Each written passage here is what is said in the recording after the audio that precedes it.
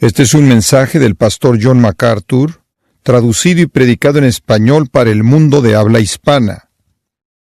Para nuestro estudio en esta mañana regresamos a Efesios capítulo 6. Efesios capítulo 6. Y estamos estudiando esta sección maravillosa de la armadura del cristiano. Quiero leerle el capítulo 6, versículos 10 al 17. Por lo demás, hermanos míos, fortaleceos en el Señor y en el poder de su fuerza. Vestíos de toda la armadura de Dios, para que podáis estar firmes contra las acechanzas del diablo. Porque no tenemos lucha contra carne y sangre, sino contra principados, contra potestades, contra los gobernadores de las tinieblas de este siglo, contra huestes espirituales de maldad en las regiones celestes. Por tanto, tomad toda la armadura de Dios, para que podáis resistir en el día malo, y habiendo acabado todo, estar firmes. Estad, pues, firmes, ceñidos vuestros lomos con la verdad, y vestidos con la coraza de justicia, y calzados los pies con el apresto del evangelio de la paz. Sobre todo, tomad el escudo de la fe, con que podáis apagar todos los dardos de fuego del maligno. Y tomad el yelmo de la salvación, y la espada del Espíritu, que es la palabra de Dios. Ahora aquí tenemos el gran texto en el libro de Efesios que delinea la guerra del cristiano. Y hemos aprendido mucho acerca del andar del cristiano. Comenzando en el capítulo 4, versículo 1, nos encontramos con el concepto del andar digno. ¿Y qué era lo que involucraba un andar digno? Bueno, involucraba andar en unidad, involucraba andar de una manera excepcional, por así decirlo. Debemos ser diferentes que los gentiles. Debe ser un andar amoroso. El capítulo 5 dice un andar en la luz, un andar sabio, un andar en el Espíritu Santo. Y finalmente, debe ser una guerra.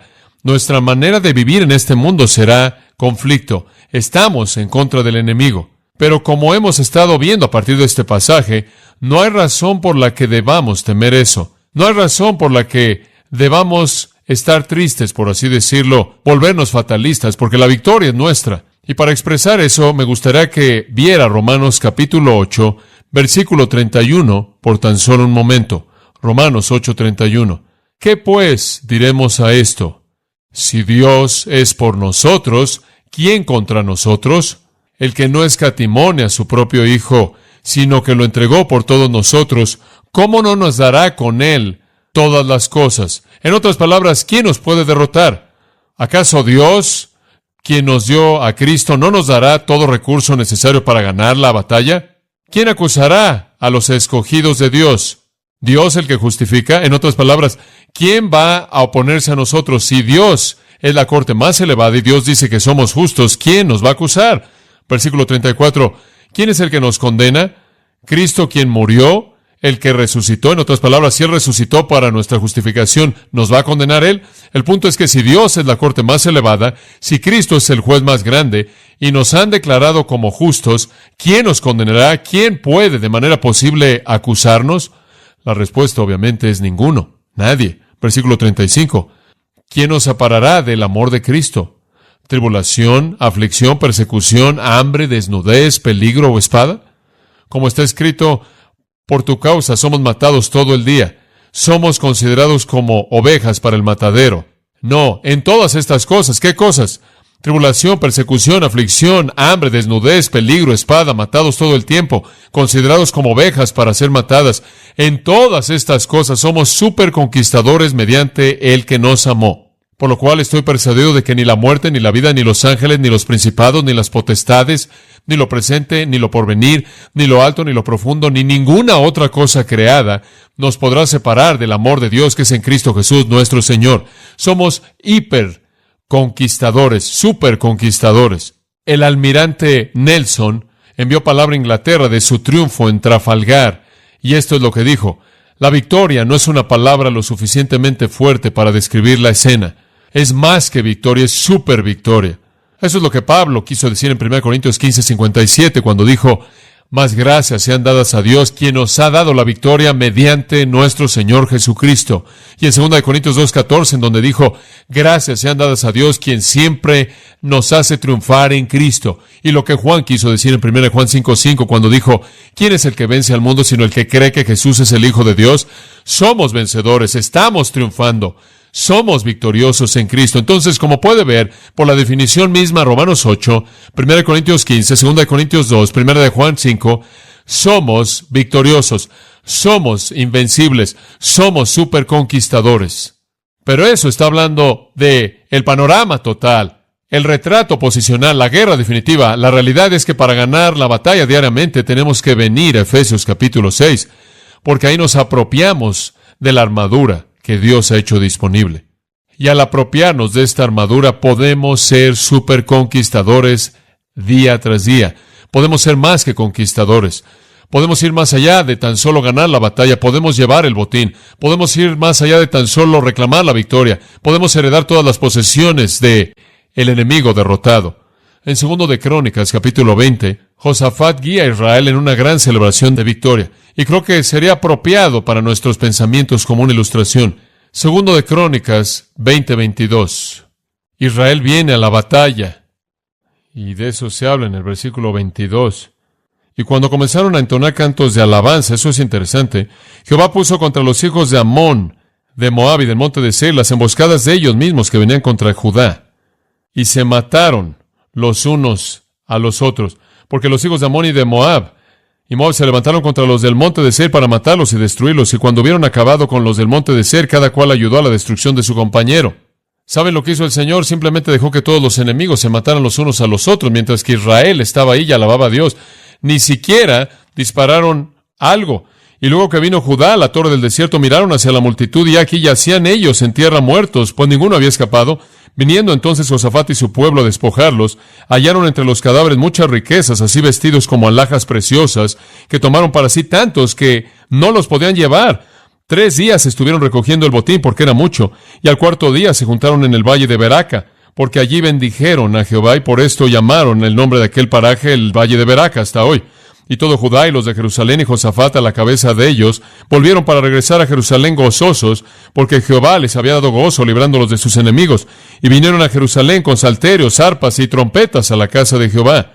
Y el pavor de Dios cayó sobre todos los reinos de aquella tierra cuando oyeron que Jehová había peleado contra los enemigos de Israel.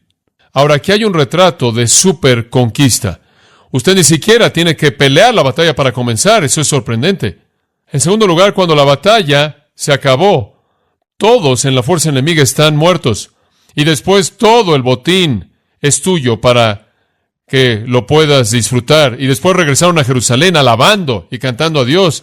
Y en últimas, el versículo 30 dice, Dios les dio paz por todas partes. Superconquista. Un enemigo totalmente aplastado, ni uno quedó. El botín fue recolectado de manera total.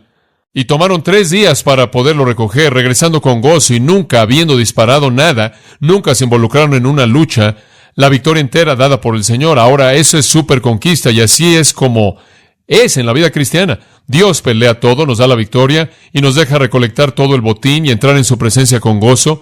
Ese es un superconquistador.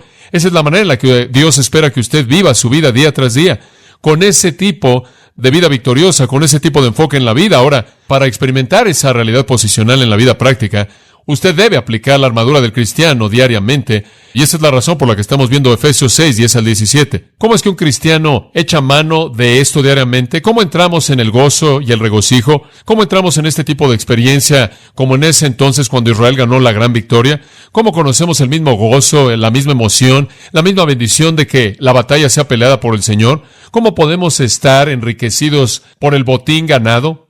Bueno, la clave está aquí. Regresemos entonces a Efesios 6 y descubrámoslo. Vemos aquí 6 partes de la armadura para el cristiano. Mientras que las tengamos puestas, conoceremos la victoria y el botín que viene para los superconquistadores. En primer lugar, en el versículo 14, habiendo ceñidos vuestros lomos con la verdad. A esto lo llamamos el cinto de la veracidad, y le hemos dicho que esto significa compromiso, significa estar listo, significa preparación. En otras palabras, si vamos a pelear contra Satanás, si vamos a estar en la guerra, tenemos que reconocer que tenemos un enemigo muy fuerte, muy poderoso, tenemos un enemigo real, y tenemos que estar listos. Tenemos que ceñir nuestros lomos, un símbolo de preparación, lo vemos en muchas de las ilustraciones de la cultura hebrea en la historia, en donde ceñían sus lomos para moverse en un viaje, y entonces un soldado debe estar listo para la batalla, ciñendo sus lomos, preparándose para la batalla. En segundo lugar, versículo 14 nos habla de la coraza de la justicia. La coraza de la justicia es aquello que indica santidad personal, vida justa, y cuando el pecado entra en nuestras vidas, confesamos y nos arrepentimos y nos volvemos de él. Y de esta manera mantenemos una coraza de justicia, cubriendo nuestras áreas vitales, cubriendo nuestro corazón y nuestras entrañas, como el hebreo lo veía, el corazón donde pensamos y las entrañas donde sentimos, de tal manera que nuestros pensamientos y sentimientos están protegidos por la santidad y la justicia. Entonces, como cristianos, estamos listos para pelear, todo está listo, estamos totalmente comprometidos al 100%. En segundo lugar, estamos viviendo una vida justa, santa. Lo tercero, y esto es lo que vimos la semana pasada, debemos tener puestos el calzado de la preparación del Evangelio de la Paz. Nuestros pies deben estar cubiertos con el Evangelio de la Paz. Le dije que los romanos tenían botas o semibotas, una especie de sandalias, que tenían una especie de metal que salía por la suela, una serie de clavos, y estaban ellos de pie, firmes. Y vemos que el calzado que nos hace estar firmes contra Satanás realmente está hecho del Evangelio de la Paz. Esto es, las buenas noticias de que estamos en paz con Dios. Y Él está de nuestro lado y podemos estar de pie en sus recursos. Lo mismo que le permitió a Pedro tomar una espada y comenzar a pelear contra el ejército romano entero en el huerto, porque él sabía que Jesús estaba a su lado. Y si él se metía en problemas con una palabra, Jesús podía derribarlos a todos. Y entonces, como cristianos, estamos firmes con la confianza de que Dios está de nuestro lado. Ahora entonces, ¿cómo le ganamos al ejército de Satanás? ¿Cómo derrotamos a su hueste de demonios? ¿Cómo detenemos el antagonismo que nos ataca por parte del reino de las tinieblas? Lo hacemos mediante compromiso, lo hacemos mediante santidad y lo hacemos mediante la confianza en que el poder de Dios y el recurso de Dios son suficientes. Pero para esta mañana quiero que pasemos a la siguiente parte de la armadura y simplemente vamos a hablar de el escudo de la fe. Observe el versículo 16, el escudo de la fe. Sobre todo, tomad el escudo de la fe, con que podáis apagar todos los dardos de fuego del maligno. Ahora, sea lo que sea este escudo de la fe, es suficiente, porque apaga todos los dardos de fuego del maligno. Esa es una afirmación bastante amplia. Es suficiente para la totalidad de la necesidad. Ahora, hay varios tipos de escudos usados por diferentes partes del ejército en tiempos romanos, dependiendo de lo que estaba haciendo usted, en lo que estaba involucrado. Pero dos sobresalen. El primero es uno redondo, más bien pequeño, una especie de frisbee o disco grande, que estaba hecho en esa forma y era curvo en las orillas. Se amarraba con dos tiras normalmente al antebrazo, al brazo izquierdo del soldado. Debía ser muy ligero para que pudiera ser cargado cuando un soldado era un soldado que se movía a pie, y lo usaban para poder detener los golpes en el combate mano a mano. En la mano derecha había una espada, y según el versículo 17, la espada es una macaira, la cual es una palabra griega que significa daga, es una espada corta. Y se metían en un combate mano a mano. En una mano estaba esta pequeña espada con la que estaban peleando, y en la otra estaban cargando para poder detener los ataques del adversario con este escudo. Esa no es la palabra que se usa aquí. La palabra usada aquí es turion, y se refiere a un escudo totalmente diferente. Turion es un escudo que era de 80 centímetros de ancho por 1,40 metros de alto. Era un pedazo de madera grande, ancho, estaba cubierto por la parte de afuera con metal y algunas veces inclusive con piel, muy grueso, de tal manera que cuando las flechas eran disparadas, las flechas con fuego, le pegaban ese metal y caían, o entraban a la piel, y la piel tenía aceite y estaba tratada de tal manera que apagaban la flecha con fuego. Pero era un pedazo de madera enorme realmente, de 80 centímetros por 1,40 metros, y si usted recordará, en esa época la gente era mucho más baja de estatura de lo que es en la actualidad, inclusive en la época de la historia de Inglaterra y Escocia, y estuvimos allá hace poco tiempo atrás viendo algunas armaduras. Y si usted ha ido a la Torre de Londres, usted ve lo mismo. Usted ve la armadura que usaban y se pregunta cómo se podían haber metido en eso. Los únicos que podrían haber entrado en eso eran sus hijos de preparatorio secundario, eran tan pequeños. Eran personas muy bajas de estatura. Y un escudo de 1,40 por 80 le habría dado protección total. Usted simplemente lo fija en el suelo y se coloca detrás de él. Para eso era usado. Era diseñado para proveer protección total. Ahora, cuando el ejército romano peleaba, normalmente esta era la estrategia de batalla que seguían si era una batalla importante.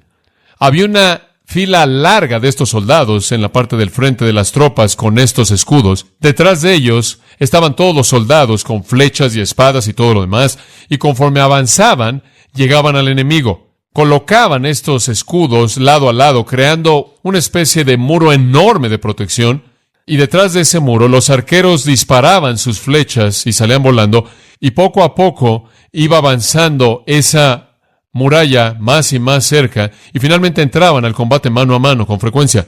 Pero eso era lo que pasaba. Y los hombros que estaban en la parte del frente proveían el muro, realmente esa era la línea frontal del ejército, y protegían a esos soldados contra las flechas que disparaban. Y claro, una vez que llegaba toda esa ola de flechas, esos eran los hombres que tenían la mayor protección. Ahora, eso también es el caso, inclusive con las tropas que estaban atrás. Habían algunos que también llevaban estos escudos para protegerse a sí mismos. Pero puede imaginarse, si usted no tenía un escudo como ese, de pronto llegaba una ola, una lluvia de flechas que venían detrás de la fila del enemigo y no era posible que usted pudiera repelerlas. Pero usted podía colocarse detrás de su escudo y ser protegido. Entonces, esta es una protección doble. Una protección doble. Ahora escúchame, notará que comienza en el versículo 16 con las palabras sobre todo. No significa que es lo más importante, ese no es el énfasis. No está hablando del asunto de importancia. Ese no es un punto con el que se trata en esta sección de la armadura del cristiano. De hecho, le dije antes que no hay nada aquí que se dice acerca de lo que es más importante. Todas son esenciales, inclusive hay un solapamiento. Pero él está diciendo, encima de todo lo demás, tiene su cinto, tiene su coraza, tiene su calzado. Ahora, además de eso, encima de eso, y por cierto, encima de eso no se refiere solo al escudo, sino a las últimas tres partes de la armadura. Sobre todo, dice, tomando el escudo de la fe, y después en el versículo 17, y tomad el yelmo de la salvación y la espada del Espíritu. Ahora observe, y le voy a mostrar un pensamiento muy importante. El sobre todo introduce los tres elementos que quedan. E inclusive hay una distinción en los verbos para mostrar que hay una diferencia. Usted tiene en el versículo 14 como el verbo teniendo sus lomos, teniendo sus pies, teniendo la coraza. Y la idea del verbo en el griego es que esto es algo que es permanente. Esto es lo que usted trae puesto. Esto es algo permanente, a una preparación a largo plazo. Por ejemplo, estaban allí en la batalla, un soldado iba y descansaba, pero no se quitaba su coraza, no se quitaba su cinto ni su calzado. Eso simplemente está siempre ahí. Lo tenían puesto todo el tiempo. Pero cuando la batalla arreciaba, el versículo 16 indica que él tomaba su escudo, versículo 17, tomaba su yelmo, su casco y su espada. Entonces los primeros tres elementos son para preparación a largo plazo. Los últimos tres son para preparación inmediata. Esto realmente es lo que debe usted tomar cuando arrecia la batalla. Ahora, claro, si usted está comprometido, usted trae el cinto puesto y tiene santidad absoluta en su vida, y su coraza está puesta y usted tiene confianza en el poder de Dios, usted está de pie con sus pies calzados con la preparación del Evangelio de la Paz. Eso parecerá ser suficiente, realmente lo es.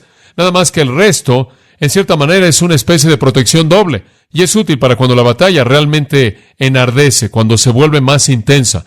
Ahora, el resto, usted lo trae puesto todo el tiempo, y un creyente no debe tener que volverse a comprometer. Me acuerdo conforme crecía y tantas veces asistía a conferencias y decían, vamos a tener una rededicación, queremos que todos redediquen su vida. Fui a una escuela en donde solían hacer eso todo el tiempo. Teníamos reuniones mes tras mes tras mes. Alguien venía y le hablaba a los alumnos cristianos y llamaba para un recompromiso y rededicación y una reconsagración, y las mismas personas atravesaban por lo mismo siempre y siempre haciéndolo. Bueno, el punto es que simplemente regresaban a los tres puntos básicos. Regresaban al compromiso, a la justicia y a la confianza en el poder de Dios, lo cual es algo que debieron haber tenido con ellos todo el tiempo. ¿Se da cuenta? Pero cuando las flechas comienzan a volar en una fuerza masiva, entonces debe tener el escudo de la fe. Entonces se coloca el casco de la salvación y entonces toma la espada del Espíritu. Es algo así como ver un jugador de béisbol que se sienta ahí en la banca y cuando se va a sentar a la banca no se quita el uniforme. Continúa con el uniforme puesto. Sigue con las protecciones puestas. Probablemente también tiene las rodilleras puestas. Él también trae puestos sus tacos, sus tenis especiales. Pero cuando llega el momento de batear, él se pone el casco y él toma el bat. ¿Por qué? Porque él ha estado preparado. Pero ahora toma sus armas de esta guerra para la batalla. Lo ve sucediendo en un juego de fútbol americano. El jugador se sienta ahí en la banca, se quita el casco y demás, y cuando entra al juego se lo vuelve a poner y se lo quita, y esa es esencialmente la distinción que el apóstol está mostrando aquí. Hay algunos elementos a largo plazo de preparación y algunos para estar listos de manera inmediata conforme la batalla se vuelve más intensa, y entonces encima de los primeros tres, los cuales están amarrados, en cierta manera están en su lugar, son inamovibles, vienen estos tres, los cuales son tomados por la mano para el momento inmediato de la batalla. Y eso es algo maravilloso. Amados, pensar en esto. ¿Sabe una cosa? Dios está ocupado en proteger doblemente a sus hijos. Habría sido suficiente tener confianza en el poder de Dios, con el calzado apropiado. Habría sido suficiente tener la coraza de justicia. Habría sido lo suficiente el tener el cinto del compromiso. Habría sido suficiente el tener la coraza de justicia. Suficiente tener el cinto del compromiso. Pero Dios nos da una protección doble, lo cual es tan maravilloso y es como Él. Estaba pensando en Juan 10, en donde dice que nuestras vidas están en la mano de Cristo. Somos sus ovejas y Él nos ha colocado en la mano del Padre y nadie nos puede sacar de ahí. Entonces usted tiene a Dios y a Cristo, ambos, aferrándose al creyente, ambos asegurando al creyente, escondiéndonos juntos. Y entonces este sentido doble de protección no es raro en la manera de pensar de Dios. Y así también el soldado cristiano tiene una protección doble del enemigo. Cuando la batalla se vuelve más intensa y las flechas comienzan a volar, Él toma el escudo de la fe. Ahora, ¿para qué es? Versículo 16. Con que podáis apagar todos los dardos de fuego del maligno. Entonces, le digo una cosa, sea lo que sea, va a cumplir con lo que tiene que hacer, ¿verdad? Sea lo que sea, el escudo de la fe es suficiente. Usted inclusive podrá decir que es la única parte de la armadura que usted necesita. Así de amplio es, pero es una protección doble. Todos los dardos de fuego son apagados. Ahora, ¿de dónde vienen? Al final del versículo 16 usted ve el maligno, en algunas versiones. El griego es el maligno, quien es Satanás. El maligno, literalmente, poneros significa el malo, el vil, el miserable. Satanás está disparando y usando a sus demonios para disparar todos estos dardos de fuego y estamos apagándolos con el escudo de la fe. Ahora quiero que note ese término, el maligno o el malo. Nos recuerda que esta batalla no es contra una filosofía, es contra un ser personal. Ayer en el periódico LA Times había un artículo escrito por John Dart evaluando un nuevo libro escrito por un hombre llamado Jewett, quien está diciendo que todas esas personas que están hablando de la venida de Jesucristo realmente están representando de manera equivocada la Biblia y representando de manera equivocada la verdad. Él ha escrito un libro para atacar todo eso, y una de las cosas que él dice en el libro es que realmente no hay un diablo real. Eso no es verdad. ¿Por qué? Lo tenemos aquí, el maligno, en el versículo 11, el diablo es mencionado. No hay duda acerca de esto. Él es la fuente. No estamos peleando contra algo abstracto, impersonal. Cuando los jóvenes salen, como los nuestros anoche en un retiro de Platón, un lugar de inmoralidad vil, no están peleando contra una filosofía, están peleando contra un ser. Cuando usted y yo escribimos cartas para detener los derechos de los homosexuales, cuando escribimos cartas para detener el aborto, no estamos peleando contra algún tipo de abstracción filosófica impersonal. Estamos peleando en contra del diablo y sus demonios, quienes están involucrados de manera activa en un ataque agresivo en contra de la verdad de Dios y la persona de Dios y el pueblo de Dios. Y entonces eso es lo que Pablo ve aquí. Esto apaga los dardos de fuego del maligno. Ahora necesitamos preguntarnos, ¿qué son los dardos de fuego? ¿Qué es lo que estamos tratando de detener? Bueno, en la batalla de esos días, los arqueros sacaban sus flechas y le colocaban un material, alguna bola de algodón o algo semejante en la punta, y era mojada en una sustancia y se quemaba de manera lenta, pero muy caliente. Y metían eso en esa sustancia, y antes de que dispararan la flecha, la encendían. Y cuando llegaba a su blanco, salpicaba esta sustancia y prendía con pequeños incendios la ropa del soldado o en donde había caído y lo quemaba, quizás o fuera lo que fuera el objetivo que tenían en mente si estaba hecho de madera. Y entonces esto es lo que estaba en la mente de Pablo. Y al tener este escudo cubierto de metal o de la piel que extinguía estos dardos, podía haber protección. Ahora, ¿qué son los dardos de fuego de Satanás? Bueno, es simple, ¿no es cierto? Son tentaciones seductoras, engañosas, eso es todo. Él simplemente se está refiriendo a tentación. Satanás dispara flechas de impureza, flechas de egoísmo, duda, temor, desánimo, lujuria, avaricia, vanidad. Todo se reduce a los deseos de la carne, los deseos de los ojos y la vanagloria de la vida. Él literalmente bombardea al creyente con las flechas, los dardos de fuego de la tentación engañosa para motivar en nosotros respuestas malas, que no agradan a Cristo, que son impías. Y la única defensa que tenemos en este punto, Pablo dice, es el escudo de la fe. Porque algunas veces simplemente llueve tentación. Vivimos en un mundo en donde realmente así es, realmente a todo nuestro alrededor, y debemos tener el escudo de la fe. Ahora, ¿qué quiere decir con el escudo de la fe? Entendemos el retrato romano, tenemos el retrato del ejército y las flechas que están volando por todos lados. ¿Por qué la fe es un escudo contra la tentación? ¿Cómo es que la fe apaga las flechas? ¿Cómo es que la fe asegura la victoria? Bueno, en primer lugar, permítame decir que el término fe se refiere a creer en Dios. Y esa es la médula, el meollo de la fe cristiana. Ese es el fondo de todo lo que creemos, todo a lo que nos aferramos, todo aquello en lo que confiamos. El todo del cristianismo es un acto de creer que Dios es y que Él es galardonador de los que le buscan. Creer que Él escribió la Biblia, creer que Cristo es Dios, creer que Él murió, creer que Él resucitó, creer que Él va a regresar, creer que por creer podemos entrar en su reino. Todo. Esa es la razón por la que Habacuc 2:4 dice, el justo por la fe vivirá. Romanos 1:17 dice, el justo por la fe vivirá. Gálatas 3:11, el justo por la fe vivirá. Hebreos 10, el justo por la fe vivirá. Ahora, cuando Dios dice algo tantas veces, usted entiende el mensaje. El justo por la fe vivirá. La fe es nuestra vida. Es cuestión de creer en Dios. Ahora, toda persona vive por algo. Toda persona tiene fe en algo. Se mete en su auto y tiene fe en que lo va a llevar a donde usted quiere ir sin que explote. Muchas personas se suben en un avión de American Airlines con fe de que van a terminar en Los Ángeles. Una dama dijo, tengo que llegar a Los Ángeles, tengo que llegar a Los Ángeles, tengo que llegar a Los Ángeles. Un hombre le dio su asiento. Ella tenía toda la fe en el mundo. No solo estamos hablando de eso, como el hombre en el anuncio de la revista, tenían esta máquina enorme que movía tierra, eso enorme, y el hombre está ahí con sus brazos cruzados así y dice, lo llamo fe, porque ella puede mover montañas. Bueno, usted puede tener fe en esa máquina, usted puede tener fe en un avión. Siempre me acuerdo leer en el Reader's Digest acerca de la gente que tomó el agua en la ciudad de Kansas. Les llegaba por medio de algún tipo de sistema de tubería que salía de un tanque enorme de reserva. Y lo que fue fascinante en todo esto es que vaciaron el tanque de reserva y después construyeron otro sistema y encontraron todo tipo de animales muertos en el fondo del tanque de reserva y a todo el mundo le dio disentería retroactiva. Una cosa es vivir por fe, pero más vale que su fe esté en lo correcto. Oliver Wendell Holmes, con el pecho en alto, dijo un día, y todo el mundo pensó que fue una gran afirmación, él dijo, es fe en algo que hace que la vida valga la pena vivir. ¿Fe en algo? ¿No es fe en algo? Un pequeño niño que jugaba en las ligas menores le dijo a su mamá y le dijo, mamá, creo que vamos a perder el juego de hoy. Ella dijo, no, hijo, piensa de manera positiva. Muy bien, yo estoy seguro de que vamos a perder el juego hoy. La fe tiene que ser algo en lo que vale la pena creer. ¿Qué es fe? Fe es creer en Dios. Ahora, escuche esto, creer en Dios. Y todo dardo de fuego que Satanás jamás disparó fue una mentira, ¿verdad? Y si usted la creyó y si yo lo creí, le creímos a él y no a Dios.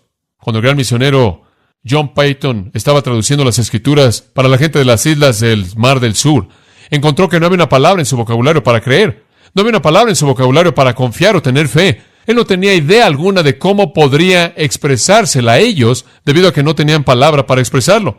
Un día, conforme él estaba traduciendo en su pequeña choza, una persona del lugar entró corriendo, llegó corriendo rápidamente y entró corriendo por las escaleras y entró corriendo al estudio de Payton y Payton estaba en una silla y él le dijo a John Payton, me da tanto gusto descansar mi peso entero en esta silla. Y John Payton dijo, tenía mi palabra, la fe es descansar su peso entero en Dios. Eso se volvió la palabra que entró en la traducción de su Nuevo Testamento, que llevó a esa civilización entera de personas a Cristo.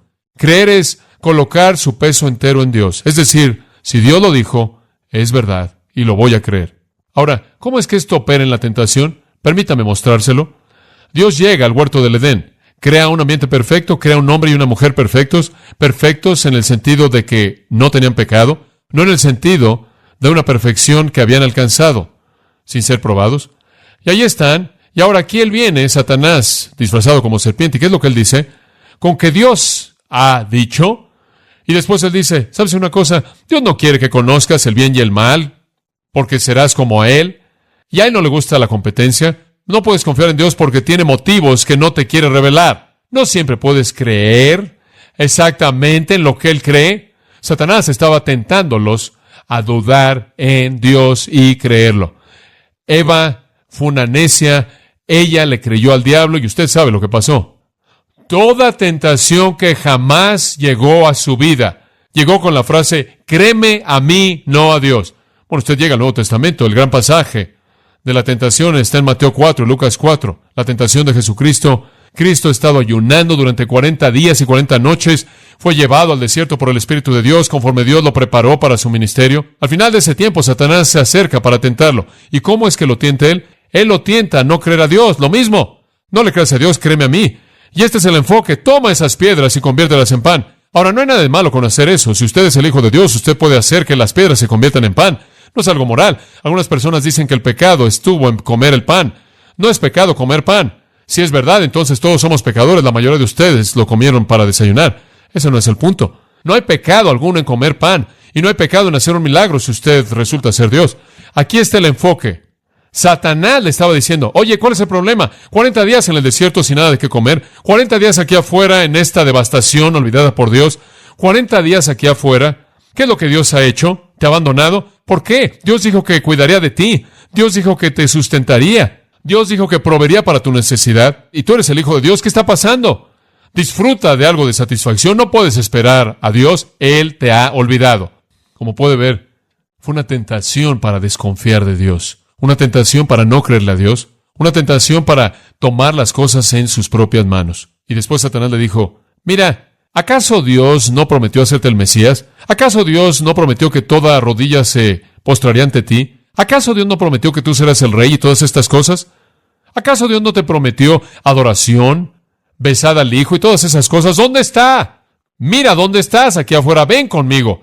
Y vamos a ir al templo. Y te vas a aventar y van a decir, wow, este es el Mesías. Vas a encontrar todas las cosas que has estado buscando. Y por cierto, ¿acaso Dios no te dijo que Él te daría todos los reinos del mundo? No estás muy bien, no tienes ninguno de ellos. Ven conmigo y yo te los voy a dar a ti. En otras palabras, no le creas a Dios.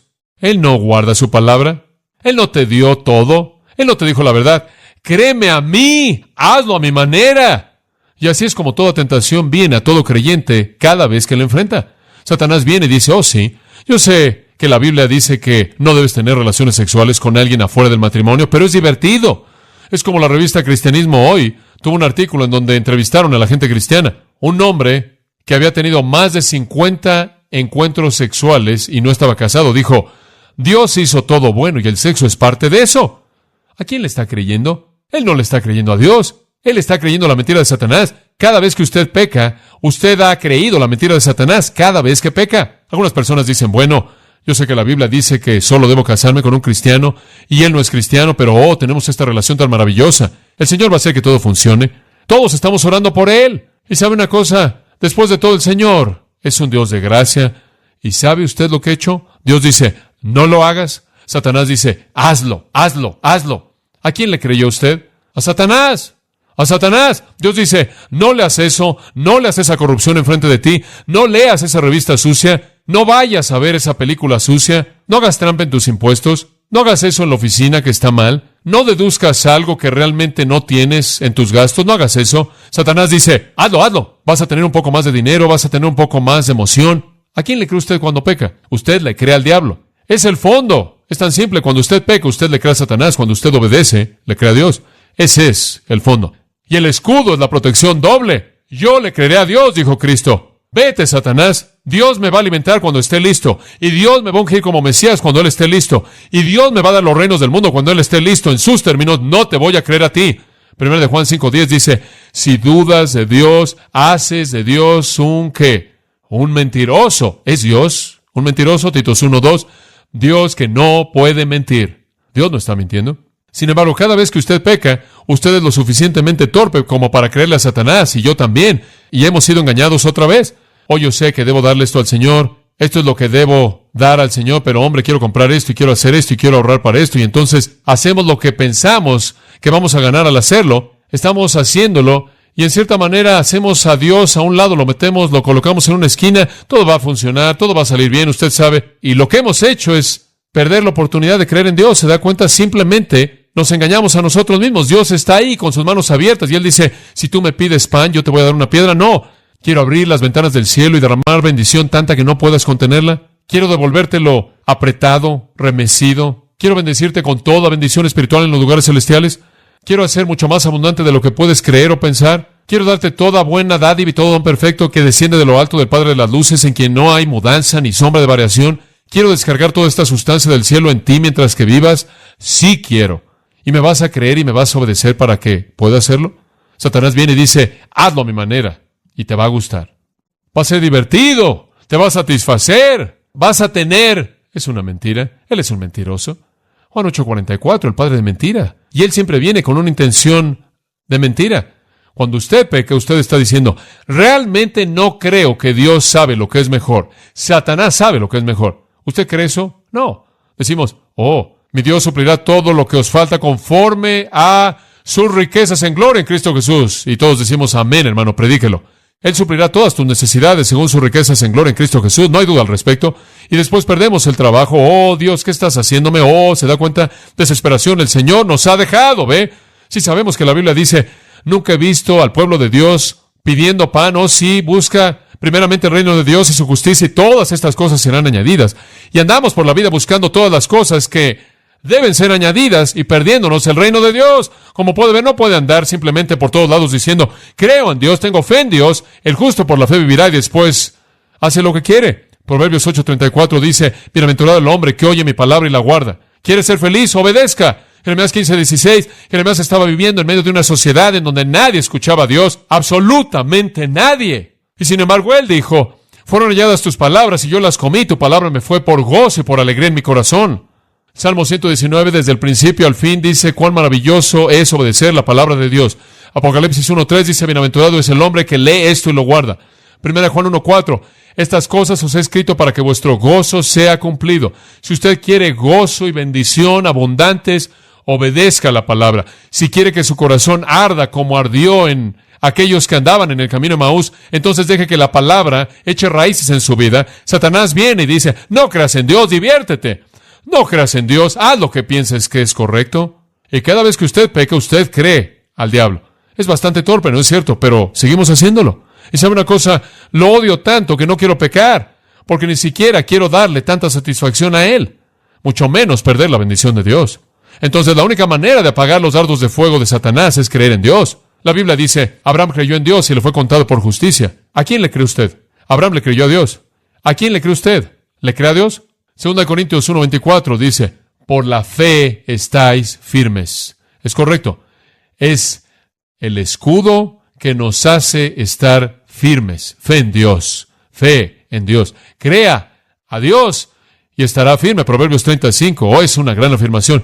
Toda palabra de Dios es limpia. Él es escudo a los que en Él esperan o confían en Él. No añadas a sus palabras para que no te reprenda y seas hallado mentiroso. En otras palabras, lo que Dios dijo es verdad. Si lo crees y lo obedeces, será un escudo. Si lo alteras, vas a sufrir. ¿Se da cuenta? Satanás viene y dice, bueno, yo sé que Dios dijo eso, pero permíteme añadir esto. No. Él es escudo a los que en Él esperan. Y después en el Salmo 12, versículo 6, usted tiene una palabra parecida. Las palabras de Jehová son puras, como plata probada en horno de fuego, purificada 7 veces. En el Salmo 18, versículo 30, encontramos esto. En cuanto a Dios, su camino es perfecto. Probad es la palabra de Jehová. Él es escudo a los que en Él esperan. Mientras que usted cree en Dios, su escudo está levantado. Espero que usted entienda esto. Es así de simple. Satanás miente, usted cree su mentira y el escudo se baja. Y usted baja el escudo. Usted lo entiende. Confíe en Dios en todo. 1 Juan 5:4. Esta es la victoria que venció al mundo, nuestra fe. Es correcto. Ganamos cuando le creemos a Dios. Ganamos cuando confiamos en Dios. Usted puede enfrentar dudas y ansiedades y temores y preocupaciones y problemas y luchas y tribulaciones y aflicción y persecución. Mientras que usted cree en Dios, conforme usted crea en su provisión, usted cree en su palabra, usted cree en su poder, usted cree en su promesa. Eso no tiene que ser un punto de pérdida, puede ser un punto de fortaleza, un punto de ganancia. En 1 Pedro 5, 8 y 9, un versículo al que nos hemos referido muchas veces en este estudio, Pedro dice, Sed sobrios y velad, porque vuestro adversario, el diablo, como león rugiente, anda alrededor buscando a quien devorar. Ahora escuche esto. Al cual resistid firmes en la fe. Firmes en la fe. Usted resiste al diablo al creerle a Dios. Entonces, permítame resumirlo. El escudo de la fe es la aplicación constante de lo que creemos acerca de Dios en todo asunto de la vida. Ahora, si usted no confía en Él, entonces usted no lo conoce lo suficiente, ¿verdad? Porque si usted realmente lo conociera, confiaría en Él. Entre más conoce usted a Dios, más profundo entra al corazón de Dios, más conoce su verdad, la palabra de Dios, más meditará en su persona y en sus oraciones y tiempos de meditación, más conocerá a Dios, mayor será su confianza en Dios, y entre mayor sea su confianza en Dios, será menos probable que usted no le crea. Entonces todo se remonta, como todo en la vida cristiana, a su relación con Dios. Está ahí, está en la profundidad, en el corazón. Si usted ama a Dios con todo su corazón, alma, mente y fuerzas, si usted cree que Dios es quien dice ser, si usted cree que todas las promesas que Él le ha dado son realmente verdad, entonces usted no va a pecar, porque usted va a estar firme en el lugar de la mayor bendición. Toda persona quiere ser bendecida, toda persona quiere lo mejor.